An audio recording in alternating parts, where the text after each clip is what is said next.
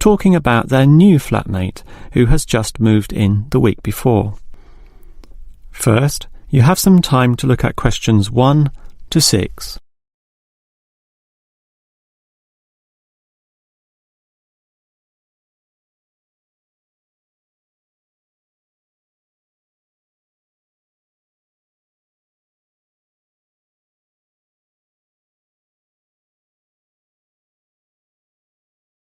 Now we shall begin. You should answer the questions as you listen, because you will not hear the recording a second time. Now listen carefully and answer questions 1 to 6. Hi, Richard. I'm glad I caught you here. Can I just talk to you about something? Our new flatmate, Anders, is not quite what I had hoped. I was wondering if you shared my concerns about some of his behaviour. Yes, Tom, I know what you mean, but we can't be entirely negative. He has good points. I mean, at least he's quiet. He doesn't play loud music all night or bother others or turn his TV up, disturbing everyone. Sure, he's quiet, but remember our last flatmate? He'd say hi to you and smile and treat everyone politely. In comparison, this new guy is very impolite. He just grunts in reply and sometimes ignores me altogether. I guess that's just his way, just his character. I don't think he realises he's being impolite, and it shouldn't matter to us too much. We can just ignore him too and quietly live our own lives. But his friends are hard to ignore when they visit. I know what you mean, but how often does that happen? I rarely see them, maybe once or twice a month. If they came more often, it might be a problem, but as it is, such rare visits don't matter so much. Wouldn't you say so? Well, I'm not sure, since it's very obvious when they're here because of all the cigarette smoke in the house. It stinks up the place, and we don't allow smoking on the premises. Well, I've never seen them doing this. Maybe they do it outside. Perhaps we can talk to Anders about it. Always remember, though, in one respect, he's a good tenant. And it's the most important aspect. The previous flatmate would always pay the rent late. I know what you're going to say. This guy pays promptly. But there's more to being a good tenant than prompt payment. I mean, you need to turn off the TV, clean up your dishes, dress respectably, be polite, and so on. I guess what I'm saying is that, basically, you need to cooperate with the others, and this new guy fails significantly in this respect. OK, I suppose you have a point there. Before you hear the rest of the conversation, you have some time to look at questions 7 to 10.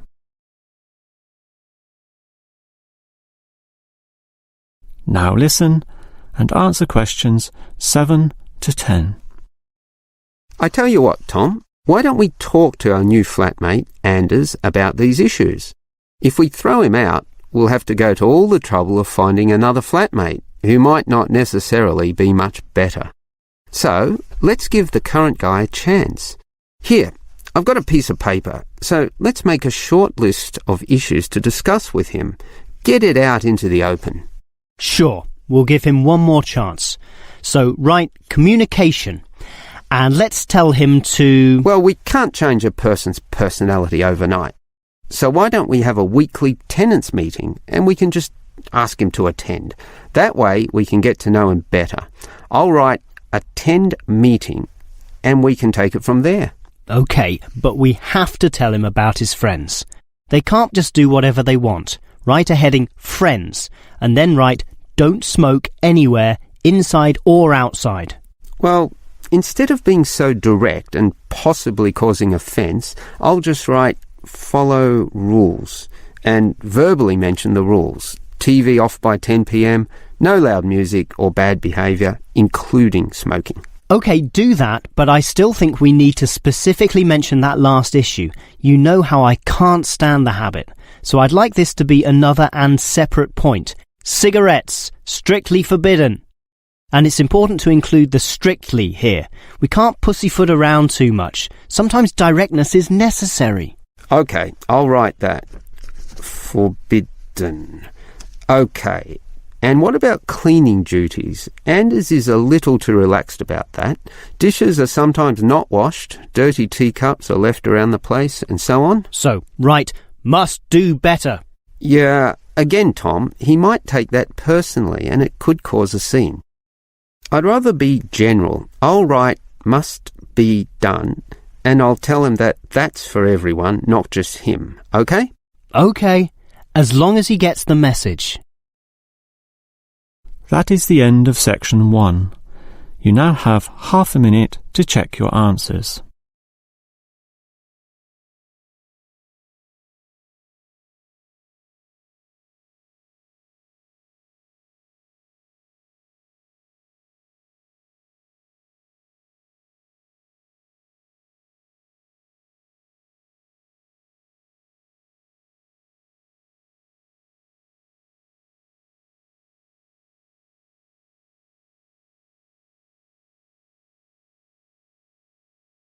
Now turn to section 2.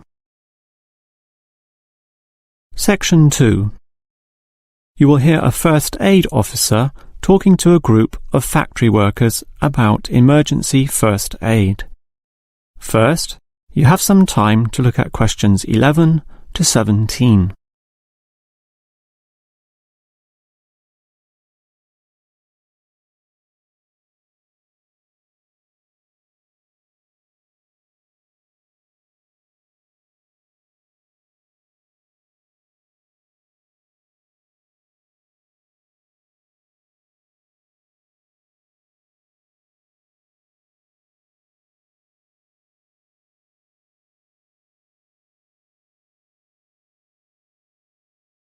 Now listen carefully and answer questions 11 to 17. Hello everyone. Now you know why I'm here.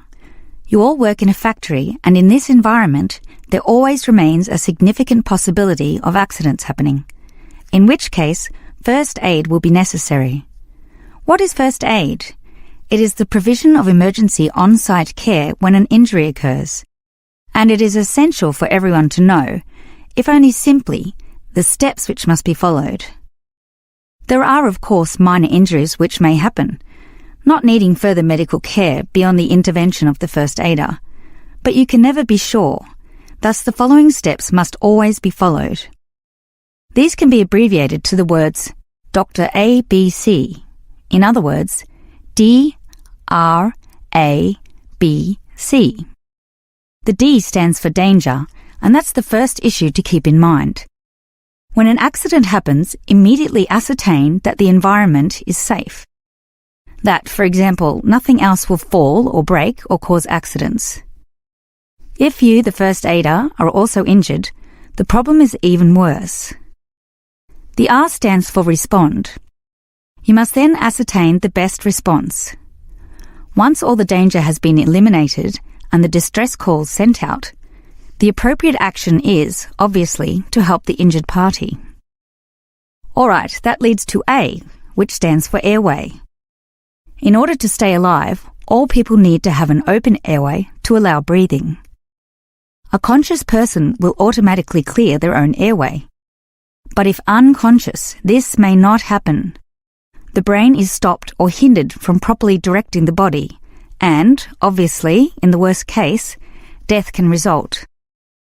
For this reason, the injured person is normally put into the recovery position. Placed on the side, tilting the head back and ensuring that there are no blockages in the mouth. To free any such blockages, the back can be slapped or the chest compressed, allowing anything to be spat out. Now that the airway is free, check for B, or breathing. If breathing is not happening or is irregular, the first aider may have to assist with what is technically known as Cardiopulmonary Resuscitation, or more commonly, CPR. This involves breathing for the patient through mouth-to-mouth contact, while periodically massaging the heart through compressions to the chest. This combination allows blood and oxygen to flow around the body, keeping the patient alive, hopefully until medics, such as doctors, advanced first aiders or ambulance staff arrive. Before you hear the rest of the talk, you have some time to look at questions 18 to 20.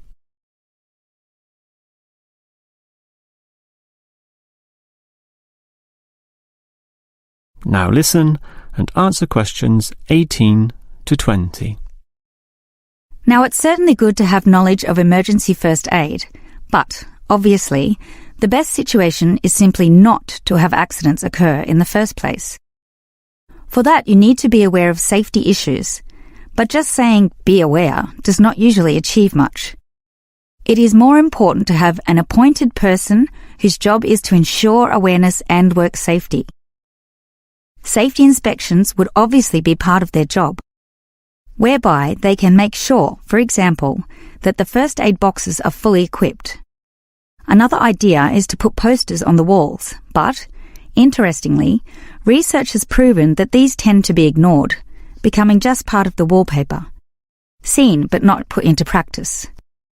It is much better if everyone is just instilled to not be reckless, that is, to not rush into situations without thinking about the possibility of accidents. And instilling this mindset is part of the job of the safety officer. Some other suggestions are ongoing first aid training and no accident reward or star systems. These have had some success, but nothing beats a regular meeting, say once a month, in which the subject of safety is brought to the attention of everyone, and any outstanding issues related to this are thoroughly discussed. That is the end of section 2. You now have half a minute to check your answers.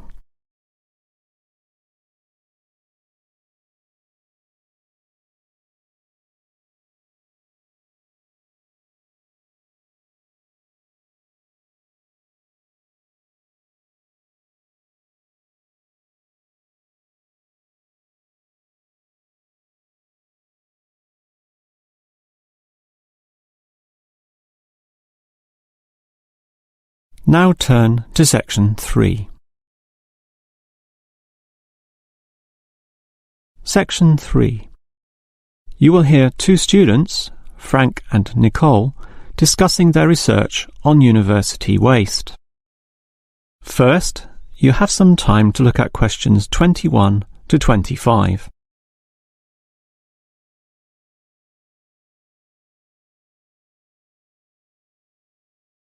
Now listen carefully and answer questions 21 to 25. Hi, Nicole. As you know, we've got to decide on the best ways this university can reduce its waste. You inspected the eastern campus and I did the western buildings. Did you do all the interviews as well? Yes, I interviewed all the staff who made some good observations, and I interviewed some of the students. The students said little that was interesting. They don't seem to care that much. It was the cleaners, surprisingly, who revealed the most relevant facts. That's not surprising to me. They empty all the bins, so they see the waste firsthand, whereas the staff just throw things away without thinking. What item was most commonly disposed of? Well, it really depended on where I interviewed. In the cafeteria precinct, obviously paper plates and cups were thrown away all over the place. There was almost no attempt at recycling. However, across the university in general, it was paper copying that filled up most bins, far more than plastic or other forms of waste. Do people care about this, then? Well, some do, if you can believe them. I must have interviewed about 30% of customers in the cafeteria, and the results were mixed.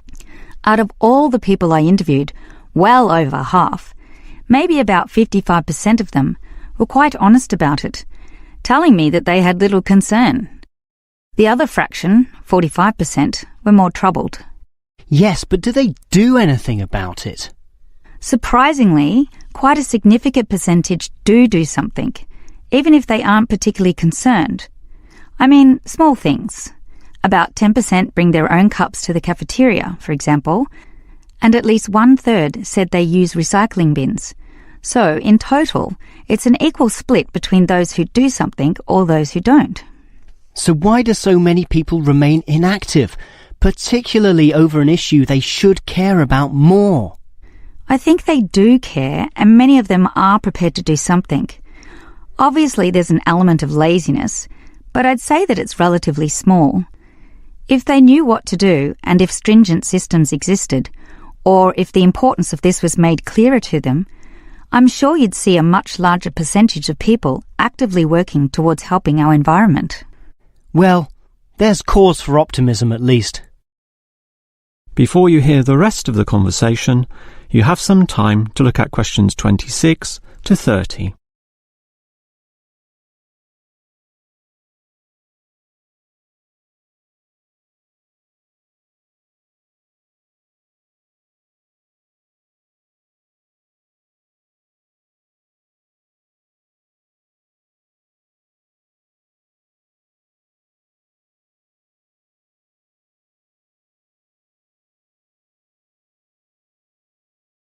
Now listen and answer questions 26 to 30. Clearly then, there's a significant waste of paper here at this university, so I've worked out one practical suggestion which could help reduce it, specifically the waste from the excess photocopying. Let me hear it then. Obviously, for a start, we've got to ensure that people, including the staff, without exception, copy both sides of a page. We can't tolerate single-sided copying. It's just far too wasteful. Absolutely. Just more trees being chopped down. But as people are doing copying, there may be adjustments and practice copying, producing single-sided copies or blank pages not wanted and not intended for use. These need to be deposited into a tray for intended recycling. You know, for recopying onto the blank side of the page. But people don't usually do that. I'm afraid it's just human nature. No matter how unimportant the copying is, they prefer to use fresh paper. Yeah, I agree with you, which is why you need to display these papers right in front of everyone with a clear sign, "Please reuse," to make it easy for them to do so. They still won't do it. I know. That's why you take some of these papers and regularly stack them inside the copier in a special tray once a day, say in the morning. Well, that's getting better, making it easier for them to use the paper. But still, I'm afraid many won't. That's why you allow everyone to select this tray when copying. You distribute numbers or codes to every person, giving them special access to this recycling tray. Every time they use papers from this, it's tallied up to their account. I know I'm sounding a bit negative, or even cynical here, but why should they bother using that tray? Because the person who does the most copying from this recycling tray gets, say, a cinema pass or lottery ticket or some other sort of reward. Ah, right. Now that's a system which might just work. Let's trial it in the office and see what happens. That is the end of section 3. You now have half a minute to check your answers.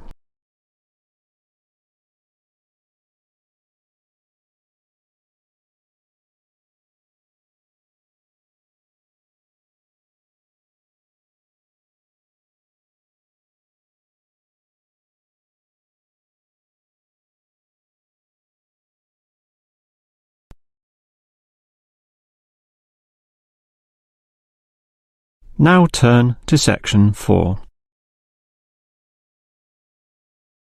Section 4. You will hear a lecturer discussing techniques for removing carbon dioxide from the atmosphere. First, you have some time to look at questions 31 to 40.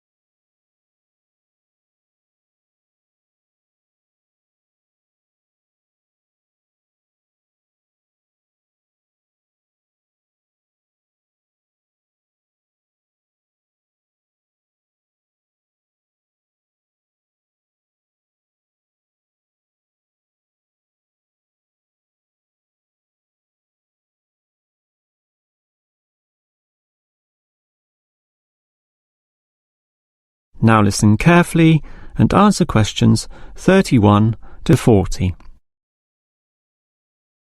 We all know about the role of carbon dioxide in causing global warming.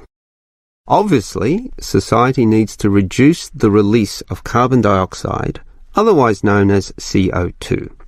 This gas comes from the burning of fossil fuels, such as coal and oil, and it is virtually impossible for society to prevent or even limit such activity.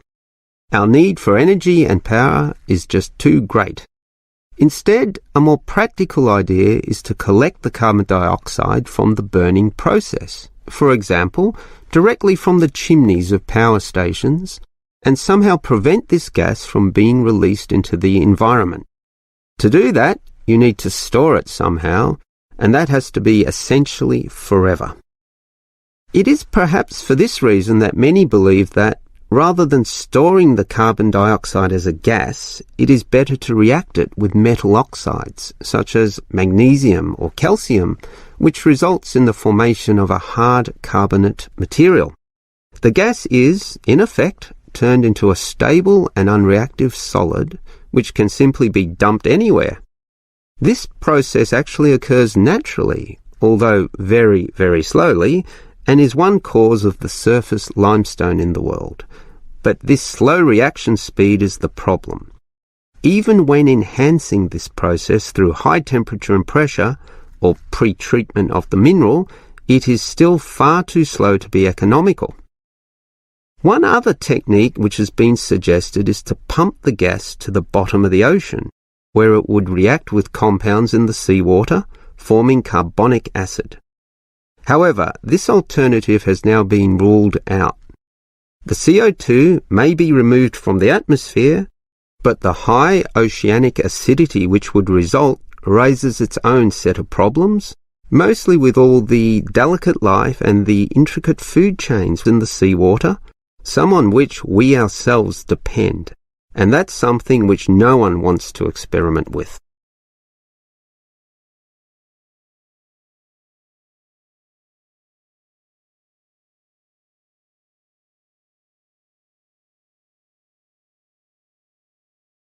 Perhaps because of the lack of alternatives, the most commonly discussed solution to the problem of disposing of carbon dioxide is to pump the gas underground, a technique known as geosequestration. In this system, the CO2, for example, could be pumped into underground pockets within depleted oil wells or disused coal tunnels. This carries, however, three serious disadvantages. Namely, the risk of leaks, the considerable costs involved, and finally, the unproven effectiveness. Let us look at those three disadvantages in detail. Firstly, there is the risk of leaks. Although the gas would be deep and sealed over by masses of rock and earth, the huge pressures in these spaces would turn the gas into a liquid state, capable of moving through rock fissures or faults. This could allow the gas to eventually be released to the surface. Since CO2 is heavier than air, and thus pushes oxygen aside, such leaks could result in the suffocation of thousands or tens of thousands of people, certainly not a consequence to be taken lightly. Natural CO2 leakage from volcanic buildup has already witnessed such deadly events. The other problem of geosequestration is the cost. The time and effort spent on materials and construction, primarily the pipework through which the gas would travel, does not come cheaply. So, if this system were to be implemented in, say, coal-fired power plants, the extra cost would have to be paid by the electricity user, whose bills would almost double as a consequence.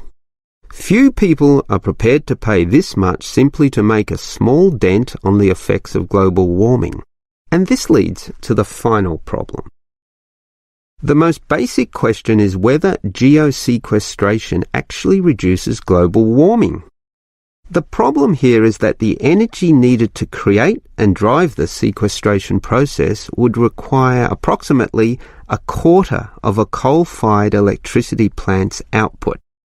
In other words, the plant would have to burn 1/4 more of its coal just to account for the sequestration of the carbon dioxide.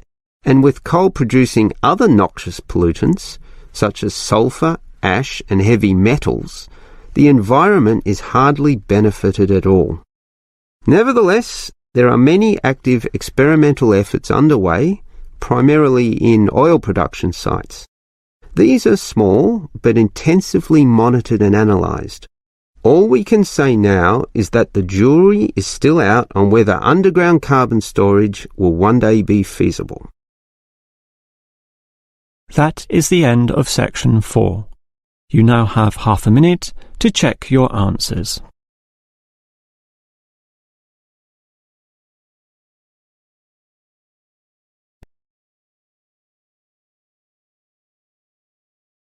That is the end of the listening test. In the real IELTS test, you would now have 10 minutes to transfer your answers to the answer sheet.